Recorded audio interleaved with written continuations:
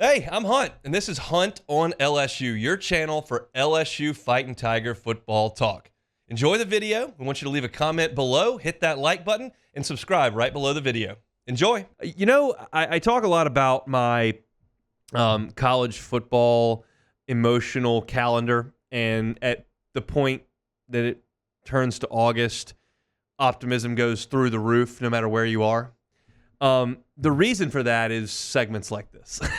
This is going to be a segment that really plays to the what could be in the optimism side of LSU football, and specifically the pass rush. Brian Kelly just met with the media about 25 minutes ago. We don't have the sound cut up because it just happened. It's kind of the downside of this town slide here. The good side is that we're one of the first people to get practice reports to the broadcast. But one bad thing is we can't be there for player interviews and can't be there for press conferences, and they bump right up against us, and we can't cut it up. But I can paraphrase one of the quotes from Brian Kelly today because he was asked about the development of the pass rush throughout camp. And Brian Kelly said simply, Kevin Peoples. He's outstanding at what he does. He's the best in the business, and it's starting to show itself. And y'all heard me 2 days ago get on here and say that I thought that LSU had some issues in the secondary with coverage. Maybe that proves itself to be false. Maybe not, but it's what I perceived early in camp. I've also perceived pass rush coming along in camp. And there is some real talent at the pass rush spots for LSU. And they have quite simply got to be better than they were last year. Jordan Travis did not take a sack last year in the LSU-Florida State game. LSU only was credited in that game with 4 hurries of the quarterback. Like, that's just standing there right in the pocket making throws all night, which is what Jordan Travis did, and he lit LSU up. LSU was not able to get to Jalen Milroe against Alabama. And you might say, well, Jalen Milroe is a really fast quarterback. Like, he's not going to take a lot of sacks. Wrong.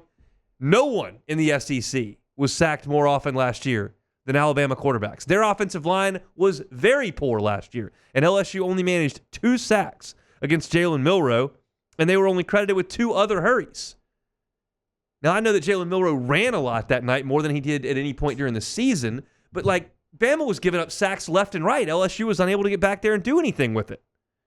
Played Auburn. They were terrible on offense. You only got 2 sacks. Missouri, high tempo, up tempo. They're moving a lot. There are a lot of snaps. Couldn't get back there and affect the quarterback. Only had 2 sacks in that game. He had 5 against Wisconsin. He had 4 against Texas A&M's third-string quarterback.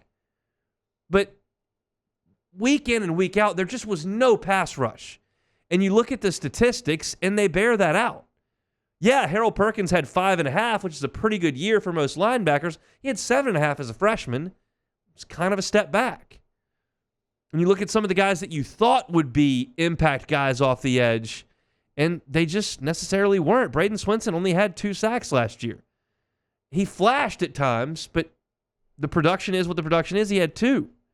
Ovi Agofu, you thought he would come in as a veteran player and provide some pass rush. He had 2.5 sacks.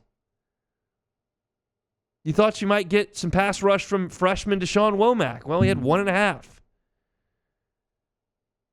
Whit Weeks is a pretty athletic dude. They asked him to play downhill. He had 0.5 sack last year. You get the point. I mean, Quincy Wiggins didn't develop. He's moved on. They just didn't rush the passer. And while it's not an 11 on 11s, and this is more on the one-on-one pass rush drills that we're seeing, outside of Will Campbell, who I saw Savion Jones beat once, and that's really been it, the defensive line has done a pretty good job against everybody else. That includes Emory Jones. That includes DJ Chester. That includes Garrett Dellinger. Like, certainly the second team. But the defense has won some pass rush drills. And while I do admittedly question LSU in the secondary in terms of just how talented they are, I don't necessarily have that same doubt with LSU's pass rushers. I see Braden Swinson as a guy who could have 6 sacks this year. Like, I don't think that's out of the question. Savion Jones has leaned out a little bit. Maybe he gained too much weight. I thought the breakout was going to come last year. It was going to be kind of Caleb Chason to B.J. Ojulari, and Savion Jones would be next. That was kind of the bridge I was building, and it didn't happen. Savion Jones was not as productive as those two guys had been. He had 2.5 sacks last year. He was credited with 7 hurries in 13 games. Every 2 weeks getting back there.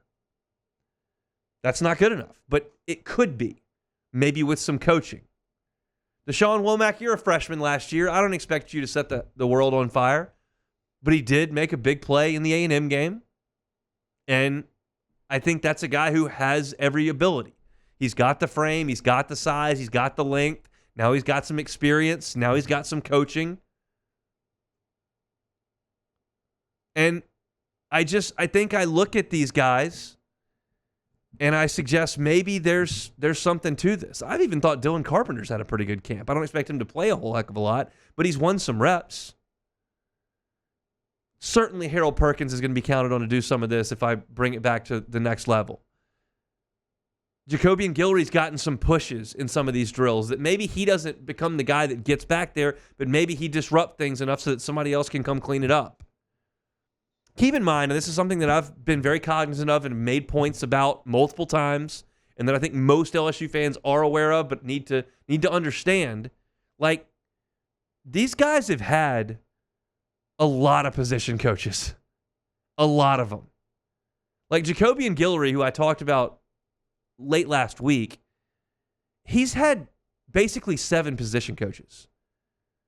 You go back to Ed Ogeron, kind of being the guy in charge of that room, along with his coaches there, and you had Jamar Cain, and he left for a year.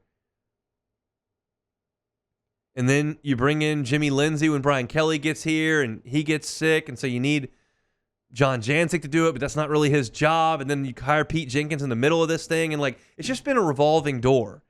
And it makes sense that I could point to stability in that room, expertise from a pass rush specialist, some older players. Like, these guys aren't young. Savion Jones is not young. Braden Swinson is not young. At this point now, Deshaun Womack is not young in college years. They should have guys that can get back there and win and affect the passer. And if you're not going to be an elite defense, and I don't think LSU is going to be an elite defense, if they are, put everybody on notice. I think we're all aware of that. And everybody's kind of talking about the defense. They're going, well, if they can be top 40, that's what T-Bob says. If they can be top 40, then I think they might really have something. And I don't know if they'll be top 40 or not. I think they're going to give up some yards, and I think they're going to give up some points. But if in the course of giving up some yards and giving up some points, you can make some big plays, you can create a strip sack, you can create a 2nd and 19, you can even force holding penalties that back you up to 2nd and 20 and stall drives. You can mask some of your deficiencies as a whole group because you've made 3 or 4 huge plays in the game that have either flipped the field or given you the ball. So I think it's a piece to this defense that I'm willing to acknowledge some significant upside. I don't think LSU's as good in the middle rushing the passer as Mekhi Wingo, Mason Smith, and Jordan Jefferson. But I do think they can take that coaching. They can be a little bit better than this group of guys was last year, talking about the guys who were here. Jacobian Guillory, Gio Paez now here, Jalen Lee, Sean Washington.